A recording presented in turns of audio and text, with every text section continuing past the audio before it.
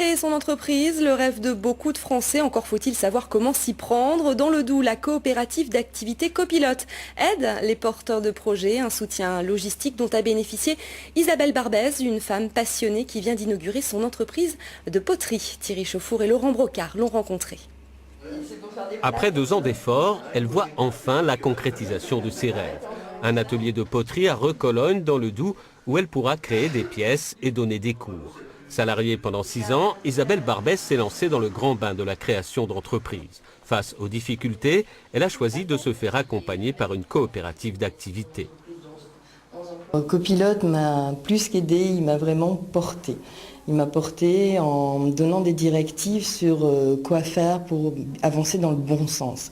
C'est-à-dire que j'avais un soutien au niveau de la comptabilité, donc je n'avais pas à me soucier de ça, j'avais plus qu'à faire de la poterie. Depuis plus de 15 ans, les coopératives d'activité offrent une étape transitoire avant une création indépendante. Actuellement, Copilote accompagne 80 projets. Tous les candidats entrepreneurs possèdent un savoir-faire, mais se heurtent à beaucoup de difficultés. Copilote, c'est vraiment le thème approprié, puisque le pilote, c'est resté Isabelle. Isabelle donc, pilote son projet depuis 2 ans. Et nous, en étant copilote, donc, on accompagne au quotidien sur l'aspect gestion de son activité, maîtrise des coûts, maintien de sa marge, et puis stratégie commerciale, puisqu'aujourd'hui, l'opération qu'elle mène sur l'inauguration de son projet fait qu'effectivement, on l'a accompagnée au quotidien sur la stratégie et le développement de son activité. Le partage d'expérience est aussi au centre de la stratégie des coopératives d'activité, pour ne pas rester seul face aux difficultés. Aujourd'hui, je suis sûre de moi, j'y crois. De toute façon, si on n'y croit pas, on n'y arrive pas. Mais je compte rentrer dans la coopérative d'entreprise en tant que coopérant. Je n'ai pas du tout envie de quitter toute cette énergie qui fait qu'on n'est pas seul et qu'on peut continuer dans le bon sens. Après la fête de l'inauguration de l'atelier Retour au travail, Isabelle doit préparer 400 pièces pour le marché de Noël de Besançon. Alors Copilote, une initiative qui fait ses preuves. La présidente de région, Marie-Guide Dufay, se rendra d'ailleurs cet après-midi dans cette coopérative d'activité à Besançon. Mais pour aller plus loin sur ce dossier et mieux comprendre le fonctionnement et l'utilité du dispositif, nous recevons sur ce plateau Vincent Girard, gérant de Copilote. Bonjour et merci d'avoir accepté notre invitation. Alors on vient de le voir dans ce reportage, l'objectif de Copilote, c'est vraiment de donner ce petit coup de pouce au démarrage pour des gens qui sont porteurs de projets. Oui, on aide actuellement 80 entrepreneurs, donc 80 personnes qui cherchent à créer leur activité, leur emploi et leur entreprise à la fois, dans des domaines très variés. Donc là, c'est un exemple d'activité, mais on a également beaucoup de métiers de service, de consultants, d'informaticiens, de métiers de service dans le tertiaire.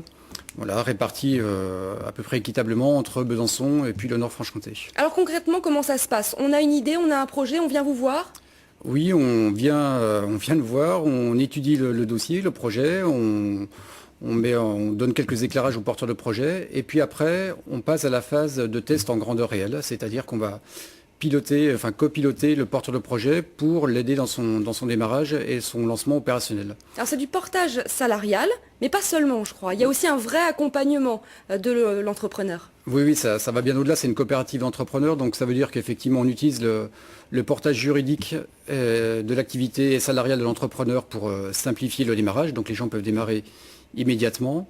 Mais il y a beaucoup d'autres dimensions. D'abord un accompagnement individuel. On a une équipe de conseillers expérimentés qui vont conseiller sur le développement commercial, la stratégie, la gestion. Une équipe comptable qui assure toute la partie administrative et comptable. Donc ça c'est pour la partie individuelle, mais il y a également toute la dimension collective qui est la véritable plus-value de la coopérative. Puisque quand vous évoluez au milieu de 80 autres entrepreneurs, ce sont autant de collègues et de confrères avec qui échanger, partager des expériences et des informations. Oui, parce que justement, quand on est porteur de projet, quand on débute, on est un peu seul, un peu isolé. Oui, c'est le but des coopératives d'activité. Il y en a 80 en France maintenant, donc c'est un bon réseau. Ça représente environ 2500 entrepreneurs salariés. Et donc ça permet de rompre l'isolement du créateur d'entreprise. Donc j'ai cité le partage d'expérience, mais ça peut aller jusqu'à la constitution de filières ou de groupes qui regroupent leurs forces pour répondre à des marchés. On a un groupe bâtiment par exemple qui sont maintenant en capacité avec des métiers complémentaires de décrocher des appels d'offres. Et quel est le public qui vient vers vous? Ce sont des demandeurs d'emploi, des gens qui sont déjà dans l'emploi? Non, ce sont plutôt des gens qui sont en transition professionnelle. Donc souvent qui viennent d'être demandeurs d'emploi et qui mettent à profit, si on peut dire, cette période pour lancer leur projet de création d'entreprise. Donc ça contribue vraiment à créer de l'emploi pour des personnes qui recherchent une solution professionnelle. Est-ce que ce dispositif fonctionne sur le long terme? Est-ce qu'on a un ordre d'idée des gens qui ont réussi à pérenniser leur activité?